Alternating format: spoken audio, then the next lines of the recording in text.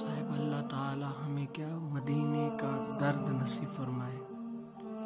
اللہ تبارک و تعالی ہمیں مدینے کا درد نصیب فرمائے کہ اللہ تعالی ہمیں وہ درد دکھائے۔ سچ بات ہے، جس کے دل میں تڑپ ہوتی ہے نا وہی جاتا ہے۔ آج ہم یہاں پر جمع ہیں، اللہ تبارک و تعالی ہماری حاضری کو قبول فرمائے اور ہمارے یہ الفاظ اپنی بارگاہ میں قبول مقبول فرمائے کہ ہمیں بھی ایک دن وہاں پر بلائے۔ سچ بات ہے، یہ جو اس در پہ جاتا ہے نا حضور علیہ السلام، ان کی شفاعت جو ہے نا حضور علیہ السلام پر واجب ہو جاتی ہے کہ حضور علیہ السلام ان کی شفاعت کرتے ہیں۔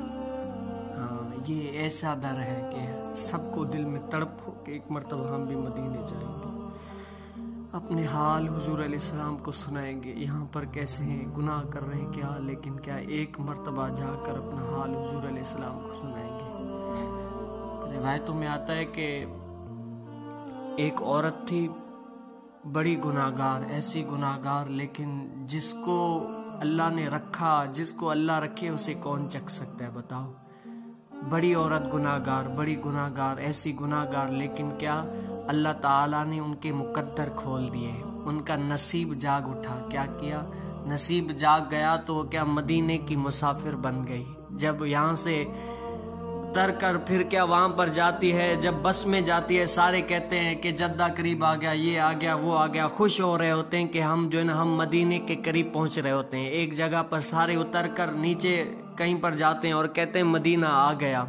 جب اترتے ہیں تو وہ لوگ اتر رہے ہیں خوشی میں، لیکن وہ عورت جو ہے نا زارو قطار رو رہی ہے، زارو قطار رو رہی ہے اپنے مالک کو۔ تو سارے حیران ہو گئے کہ لوگ تو خوش نصیب ہیں کہ یہاں پر آتے ہیں، ان کے مقدر جاگ جاتے ہیں، لیکن یہ اتنی رو رہی ہے کیوں؟ تو وہ کہتی ہے کہ میں کہاں تھا اس کرم کے قابل، حضور آپ کی بندہ پروری ہے، عطا کیا مجھ کو درد الفت، حضور آپ کی بندہ پروری ہے۔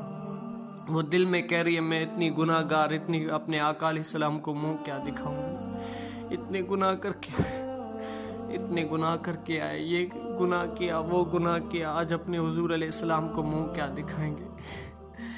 ہاں، مالک اپنے غلام کو پتہ کیوں بلاتا ہے؟ دو وجہ سے بلاتا ہے۔ یہاں تو یہ اپنے پاس بلا کر انعام دے گا کہ تو نے اچھا کام کیا ہے، تو نے یہ کیا ہے، اچھا کام کیا ہے، تو نے یہ اچھا کام کیا، ان کو جو ہے نا شاباشی دے گا۔ یہاں تو جو ہے نا اس کو وہاں پر بلا کر سزا دے گا، کیا دے گا؟ یہاں حضور علیہ السلام میں سزا تو نہیں دیں گے، لیکن رنجیدہ کتنا ہوں گے۔ آج میں اپنے پر غور کروں تو وہ رو رہی تھی، لیکن کیا اس نے دل سے توبہ کر لی تھی، اور جو دل سے توبہ کرتا ہے اللہ تعالیٰ کا وہ بڑا محبوب بن جاتا ہے۔ اللہ تعالیٰ اس کو جو ہے نا بڑا محبوب رکھتے ہیں، کہتے ہیں جو دل سے توبہ کرے۔ صاحب دعا کریں کہ ہم دل سے توبہ کریں، اپنے رب تعالیٰ کے حقیقی بندے بن جائیں، اللہ تعالیٰ ہمیں معاف کرے، ہم اپنے رب تعالیٰ کو راضی کریں۔ یہ وقت جو ہے نا بالکل قریب ہے، اللہ تعالیٰ مجھے اچھا بنائے، ہم اپنے رب تعالیٰ کی طرف جائیں۔